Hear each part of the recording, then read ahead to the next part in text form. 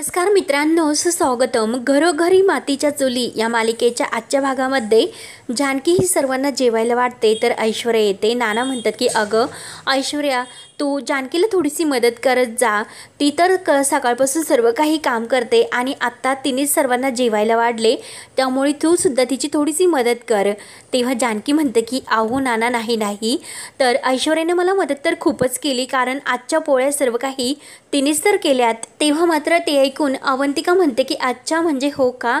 मग तरीच म्हटले की मी एकही पोळीचा आकार व्यवस्थित झालेला नाही. सगळे आपले नकाशे दिसतात आणि सर्वजण अगदी शांत होतात. अवंतिकाला मात्र खूप हसू येते, परंतु अवंतिकाच्या या बोलण्याचा ऐश्वर्याला खूप राग येतो. जानकीने जी पोळी बनवलेली असते तर ती पोळी रागाने हातात घेते आणि ती अवंतिकाच्या तोंडामध्ये जोरजोराने कोंबण्याचा प्रयत्न करत असते आणि हे मात्र ऐश्वर्याचे स्वप्न असते. आणि जानकी येते, ऐश्वर्याच्या खांद्यावर हात ठेवते आणि काय ग धाकट्या जाऊबाई, कुठल्या विचारात आहात? बघा जरा की नानांना काही हवं नको आणि आईंना सुद्धा. तेव्हा ऐश्वर्या भानावर येते आणि हो हो असे करते. तेवढ्यात लगेच सारंग हात थांबा असे म्हणतो. तेव्हा सर्वजण सारंगकडे बघत असतात.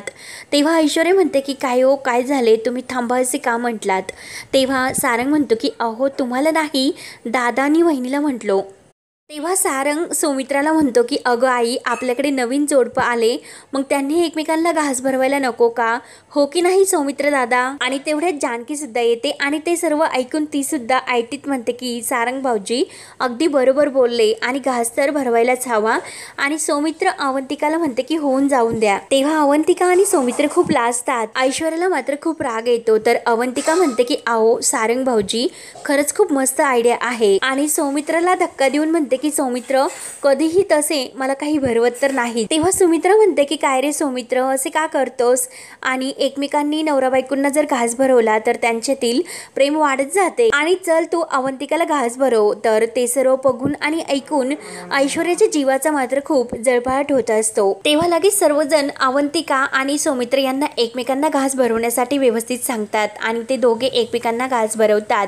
तेव्हा सर्वजण टाळ्या वाजवून खुश होतात. तेव्हा मात्र हे सर्व बघून ऐश्वर्या मात्र खूपच जळते आणि मनात म्हणते की हा डिफेक्टिव्ह पीस सुद्धा माझ्याच वाटेला आहे. काय गरज होती यांना घास भरवण्यासाठी सांगण्याची, नको तेथे डोकं चालवण्याची. तर लगेच अवंतिका म्हणते की थांबा, आणि काय सारंग भाऊजी, तुम्हाला काय वाटले की आम्ही तुम्हाला सोडून देऊ? तेव्हा सारंग हा डबकत घाबरत म्हणतो की काय वहिनी, आम्हाला सुद्धा एकमेकांना घास भरवावा लागेल का? आणि ऐश्वर्याकडे घाबरत बघत असतो. तेव्हा ऋषिकेश म्हणतो की हो, अगदी मनातील तो बोलला. आणि सर्वजण सारंगला म्हणतात की सारंग भाऊजी, तुम्ही ऐश्वर्याला घास भरवा. तेव्हा सारंग ऐश्वर्याला घाबरतच विचारतो की भरवताना? तर ऐश्वर्या लगेच सारंगला घास भरवते आणि सर्वजण टाळ्या वाजवतात. तेव्हा अवंतिका लगेच म्हणते की सारंग भाऊजी, अगदी मोठा घास तुम्ही ऐश्वर्याला भरवा. आणि असे म्हणतात की मोठा घास भरवल्यानंतर प्रेम हे खूपच जास्त वाढते. तेव्हा सारंग म्हणतो की असे आहे का? मग वहिनी मोदक नको, तुम्ही पुरणपोळीच आणा, मग चांगली पोळीच भरवतो. तेव्हा लगेच जानकी पोळ्याचा डब्बा पुढे देते आणि सारंग त्यातील पोळी घेतो. परंतु ऐश्वर्या मात्र ही अवंतिकाकडे रागाने बघत असते आणि अवंतिका मात्र ऐश्वर्याकडे खूप हसून. तेव्हा मात्र जेव्हा ऐश्वर्याने असे बघितलेले असते स्वप्नामध्ये की तिने अवंतिकाला ती पोळी भरली, ते सर्व तिच्या डोळ्यासमोर येते. तेव्हा सारंग सुद्धा अगदी तशाच प्रकारे ऐश्वर्याच्या तोंडामध्ये तो पोळीचा घास कोंबतो. ऐश्वर्या मात्र ही तोंडाला हात लावून तो अगदी रागाने खात असते आणि अवंतिकाकडे रागाने बघत असते. तेव्हा सर्वांना अगदी गोड हसू येते. तर ऐश्वर्या ही आपला डोळा बारीक करून जानकीला खुणावते. आणि अवंतिका एकमेकीकडे बघून हसतात आणि हे ऐश्वर्या बघते, तिला खूप राग येतो. तेव्हा रागाने ती आपल्या रूममध्ये येते आणि सयाजी काकांना फोन करते. तेव्हा सयाजी काका विचारतात की काय या वर्षीच्या रणदिव्यांची सून झाली की नाही पूजा? तर ऐश्वर्या म्हणते की पूजा माझ्या हातून नाही झाली, पण आरतीचा मान मला मिळाला. आणि सर्वांनी मात्र त्या जानकीचे कौतुक केले, कारण तिने स्वतःने मनाचा मोठेपणा करून तो मान मला दिला, म्हणून सर्वांना तिचे कौतुक वाटले. आणि थोड्या वेळाने ती सौमित्र आणि त्याची ती दीड शहाणी बायको अवंतिका ते आलेत. तिच्या अंगात तर इतकी मस्ती आहे डॅडा, ती तर सर्वांसमोर मला टॉन्ट मारत होती आणि तिला काय वाटले की मला काही कळत नाही, मी वेडी आहे का? आणि मी केलेल्या चपात्याला तिने नाव ठेवली. तेव्हा सयाजी म्हणतो की तिकडे काय करते, तिला तर त्या जानकीने तिकडे दुसरीकडे पाठवून दिले होते, मग ती इकडे कशाला आली? तेव्हा ऐश्वर्या म्हणते की हो डॅडा, इनेच त्या दोघांना गणपतीच्या दर्शनासाठी घरी बोलावले होते, आईवरती इम्प्रेशन मारण्यासाठी. त्यामुळे डॅडा त्या दोघींना तर मला चांगली अक्कल शिकवायचीच, पण सर्वात अगोदर त्या मास्तरीन बाईला धडा शिकवायचा. पण डॅडा त्यासाठी मला तुमची मदत लागणार, एकतर ऑलरेडी माझे अगोदर डोकं फिरलेले आहे. तेव्हा सयाजी विचारतो की तुला काय मदत लागते ती फक्त सांग. तेव्हा ऐश्वर्या म्हणते की डॅडा मी जे सांगते एक्झॅक्ट अगदी तसेच करायचे. तेव्हा ऐश्वर्याने ओवीला त्रास देण्यासाठी तिच्या मागे काही गुंड पाठवलेले असतात. हे सर्व प्लॅन त्यांचा झालेला असतो आणि ते सर्व ऐकून सयाजी काका म्हणतात की चालतंय की व्यवस्थित, मी लगेच तो प्लॅन करतो आणि कामाला लागतात. त्यानंतर इकडे अवंतिका आणि सौमित्र हे घरी जायला निघतात, तर जानकी ऋषिकेश त्यांना बाहेर वाटे लावण्यासाठी येतात. तर जानकी म्हणते की अवंतिका अगं सौमित्र भाऊजींना पोळ्या आणि मोदक आवडतात, त्यामुळे पॅक करून मी त्यांच्यासाठी काही दिलेत. तेव्हा ऋषिकेश म्हणतो की मला काय वाटतं की तुम्हाला आता निघण्याची गरजच आहे का? तर जानकी सुद्धा म्हणते की हो ना गं अवंतिका, तेच तर मी सुद्धा म्हणते की थांब अवंतिका. तेव्हा अवंतिका म्हणते की वहिनी अहो तुमचे प्रेम आहे म्हणून तुम्हाला असे वाटते, पण सगळ्यांचे नाही.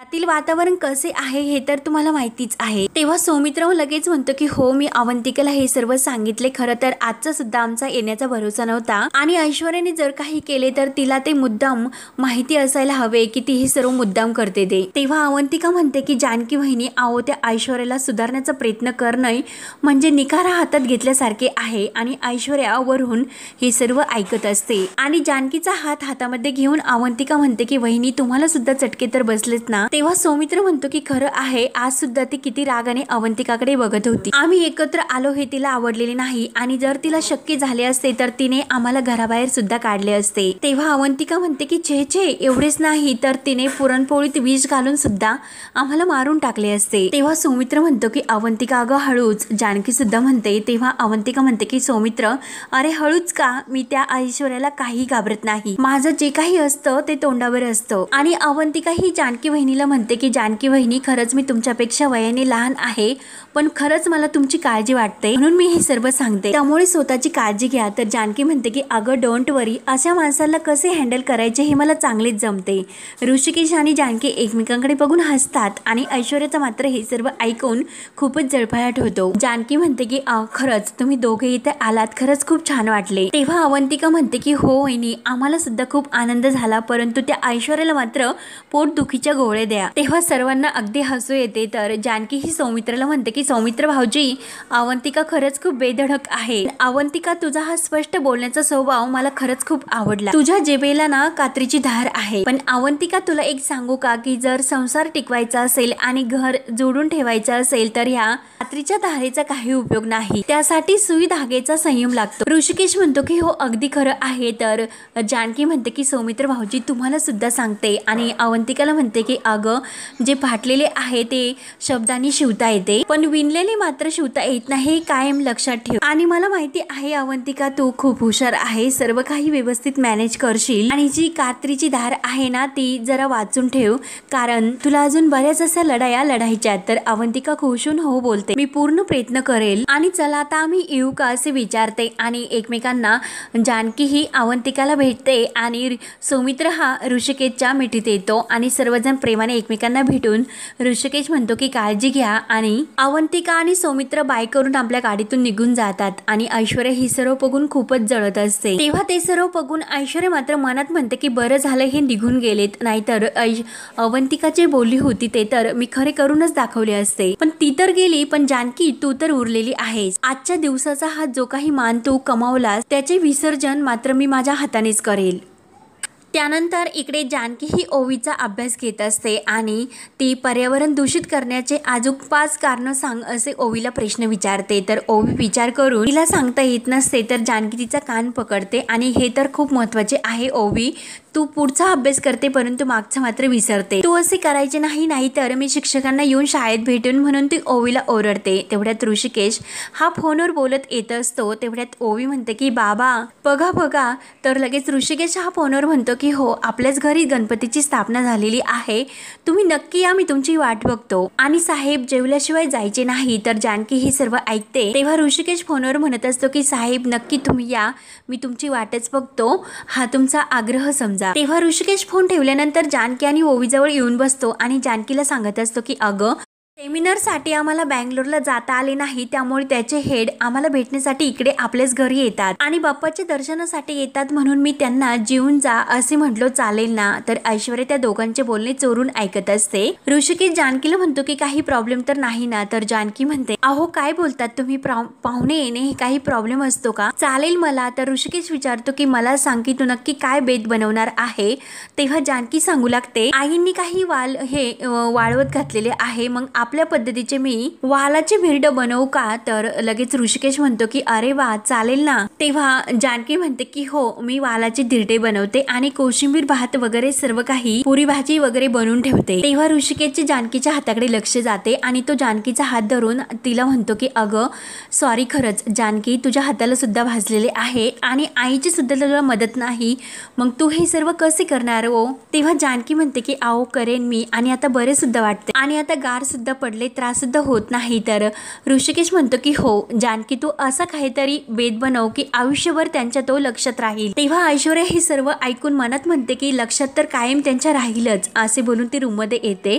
तर सारंग इकडे फोनवर बोलत असतो आणि पिकाबद्दल तो काहीतरी बोलत असतो की मी आता गणपती विसर्जन झाल्यानंतर तिकडे येईल, तुमच्या पिकाला काही होऊन देणार नाही, काळजी घ्या, टेन्शन घेऊ नका, असे काहीतरी बोलत असतो. तेवढ्यात ऐश्वर्या आतमध्ये येते आणि सारंग तर फोन ठेवतो. तेव्हा ऐश्वर्याला की सारंगला म्हणते की दुसऱ्यांच्या शेताकडे जसे तुम्ही लक्ष देता तसे काही लक्ष घरात सुद्धा देत जा. तेव्हा सारंग विचारतो की ऐश्वर्या म्हणजे नेमकं काय झाले. तर ऐश्वर्या म्हणते की काय झाले म्हणजे काय, तुमचे सेमिनारचे जे काही हेड आहे ते साहेब आपल्या घरी बाप्पाच्या दर्शनाला येणार आहेत, ते कर्णिक साहेब, ते तर तुम्हाला माहिती आहे ना. तर सारंग म्हणतो की काय कर्णिक साहेब आपल्याकडे येतात, वा वा. तेव्हा ऐश्वर्या म्हणते की वा वा काय करतात, तुम्ही ऑफिसला जातात, मग तुम्हाला काही माहिती आहे की नाही, मग तुम्ही येथे घरी बसून काय करता.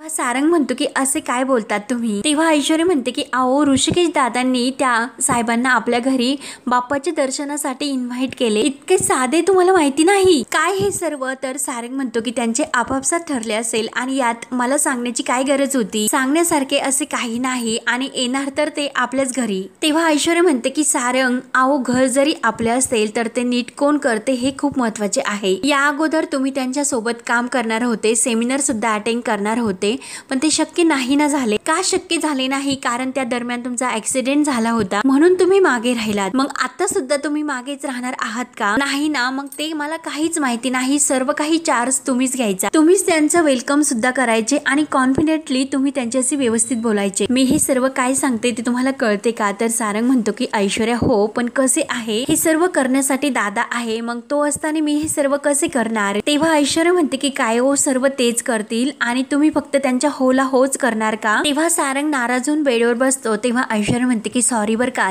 सारंग, आओ माझा स्टोन चुकीचा होता, पण मी तरी काय करणार, हे सर्व तुमच्या काळजीपोटी माझ्या मनातील तुम्हाला बोलावून दाखवते. आणि सारंगला हाताला धरून ती उठवते आणि सारंग मी माझा राग असा व्यक्त केला तुमच्या काळजीपोटीच, पण मला माहिती आहे की माझा नवरा खूप हुशार आहे आणि तुमच्या काळजीपोटीच हे सर्व मी करते ना. आणि जेव्हा जेव्हा मला दिसते माझा नवरा असा मागे राहतो तर खरंच ते बघून मला खूप त्रास होतो. एक बायको म्हणून मला सुद्धा वाटते की माझ्या नवऱ्याने पुढे जावे, त्याचे नाव व्हावे असे मला वाटते ना. आणि सारंग तुमच्यामध्ये ते सर्व काही हे धैर्य आहे, त्यामुळे तुम्हीच आता त्या सर्व पाहुण्यांना इम्प्रेस करायचे, तुम्ही तितके हुशार आहात ना.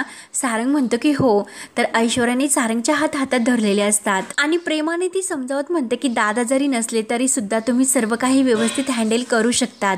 सारंग अगदी खुशून हो हो करत असतो आणि सारंगचे गाल आपल्या हातामध्ये धरून म्हणते की सारंग कसे आहे की एक बायको म्हणून मला तुम्हाला खूप असे पुढे जाताना बघायचे सुद्धा.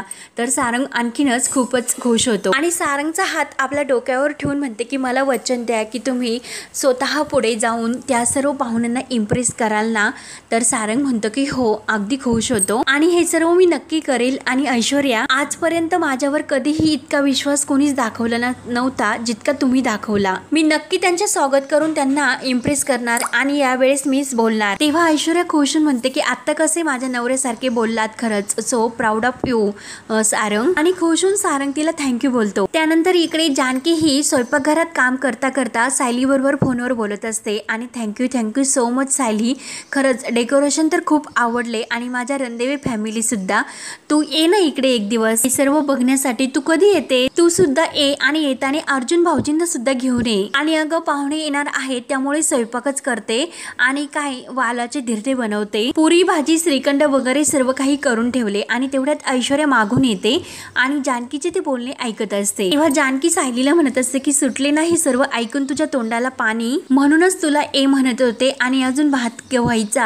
आता धिरडे तर पूर्ण होईल। ठीक आहे आता मी आवडते पण तू नक्की ये बर का, मी तुझी वाट बघते। आणि तेव्हा फोन ठेवल्यानंतर ऐश्वर्या म्हणते की वाव खरंच वहिनी किती सुगंध येतो, आज रात्रीचा तर खूपच छान बेत दिसतोय, वालाचे धिरडे काय, तोंडली भात काय, आणि वहिनी मी असे ऐकले की आपल्या घरी पाहुणे येणार आहेत म्हणून। तेव्हा जानकी ही ऐश्वर्याला विचारते की काय ग तुला ऋषिकेश दादांनी सांगितले की काय, अशी चोरून ऐकण्याची सवय ऐश्वर्या तर कधी कधी तुझी सुटणार आहे। तेव्हा ऐश्वर्या म्हणते की कसे आहे की वहिनी, जेव्हा तुमचे हे सर्व मी करणे थांबेल तेव्हा माझी ही सवय सुटेल, मी कशाला चोरून ऐकू, माझंच हे मोठं घर आहे आणि या घरात पडले माझ्या कानावर। आणि कसे आहे की घरातील येता जाता इतके मोठ्याने बोलत असतात, मग येता जाता ते कानावर पडले, माझ्या कानावर ते पडले म्हणून मी ऐकले। तर जानकी म्हणते की हो का, म्हणजे येता जाता ऐकले, मग आता काय करायचे ठरवलेस तू। तेव्हा ऐश्वर्या म्हणते की अहो मी आता तुमची मदत करण्याचे ठरवले, कारण इतकी माणसं आता घरात येणार आहेत, मग एकट्याने तुम्ही कुठे एवढा स्वयंपाक तयार करणार। आणि जानकीचा हात धरून म्हणते की त्यात तुमच्या हाताला सुद्धा लागले, हात भाजला म्हणून चला स्वयंपाकात तुमची मदत करूयात, म्हणून मी तुम्हाला मदत करते, मग सांगा काय मदत करू। तर जानकी म्हणते की काही गरज नाही ऐश्वर्या, तुझ्या मदतीची मला गरज तर नाही। आणि परत म्हणते की हो ऐश्वर्या मला तुझ्या मदतीची खरंच खूप मोठी गरज आहे, किचनच्या बाहेर जायचे, येथे तू थांबू नको, इथे सर्व करण्यासाठी मी समर्थ आहे। तर ऐश्वर्या म्हणते की हो का, आणि मग घरच्यांना असे वाटते की जानकीने हे सर्व एकटीने केले, मग वहिनी तुमचे हे असेच असते, मला खरंच तुमची मदत करायची असते पण तुम्हालाच माझी मदत घ्यायची नसते, मग बघा की काय तुमचे तुम्ही ठरवा। तर जानकी म्हणते की ऐश्वर्या अगं तू मनापासून जर मला मदत केली असती तर मला आनंदच झाला असता की तू माझ्या सोबत मदतीला आली म्हणून, पण तू मदत करणे सोड, पण तू गोष्टी इतक्या बिघडून ठेवल्यात याचा मला चांगलाच अनुभव आहे, त्यामुळे तू किचनच्या आत पाऊल सुद्धा ठेवू नकोस, हीच खूप मोठी मदत होईल तुझी, त्यामुळे तू किचनच्या बाहेरच थांब। तर ऐश्वर्या ही जानकीकडे रागाने बघत असते आणि तेथेच ती उभी राहते, जानकीकडे बघत असते। तर जानकी म्हणते की काय ग ऐश्वर्या तू अजून सुद्धा उभी आहेस इथे, जातेस ना। तेव्हा ऐश्वर्या ही जानकीकडे बघत मनात म्हणते की आज तुम्ही मला ज्या जागी उभे करतात उद्या त्याच जागी तुम्ही असताल आणि तुमच्या जागी मी असेल, हे तुम्हाला माझे चॅलेंज आहे स्वतःचे। असे बोलून ऐश्वर्या बाहेर निघून जाते। तर हा भाग येथे संपतो। पुढील भागामध्ये ऐश्वर्या त्या भाजीमध्ये मीठ टाकून देते, तर जानकी त्याची टेस्ट घेते। तर ऐश्वर्या म्हणते की मी भाजीत मीठ टाकलेले नाही, तर जानकी म्हणते की भाजी खारट झालीच कशी। ऐश्वर्या तू खोटं बोलूच नको, हे दुसरे कोणीही करणार नाही। तेव्हा गुलाबदादा येतात आणि भाजीत मीठ व्यवस्थित पडले का, मी टाकले असे म्हणतात। आणि तेवढ्यात सारंग सुद्धा येतो आणि वहिनी आपलं धिरडं एकदम टेस्टी बनणार, कारण मी सुद्धा त्या रश्श्यात मीठ टाकले। तेव्हा जानकी तर विचारत असते, ऐश्वर्या मात्र हे सर्व ऐकून खुश असते। जानकी डोक्याला हात लावते, सगळ्यांनी आपण थोडं मीठ टाकले मग ते इतके खारट झाले। तर ऐश्वर्या म्हणते की ते आता खावत नाही आणि तेवढ्यात ऋषिकेश कर्णिक साहेबांना घेऊन येतो। तर सारंग म्हणतो की वहिनी आता पाहुणे तर आले, मग काय करायचे। तर जानकी पुढे खूप मोठे टेन्शन असते। तेव्हा आता पुढे काय काय होत राहणार हे बघण्यासाठी आपल्या चॅनलला नक्की सबस्क्राईब करत राहा। धन्यवाद।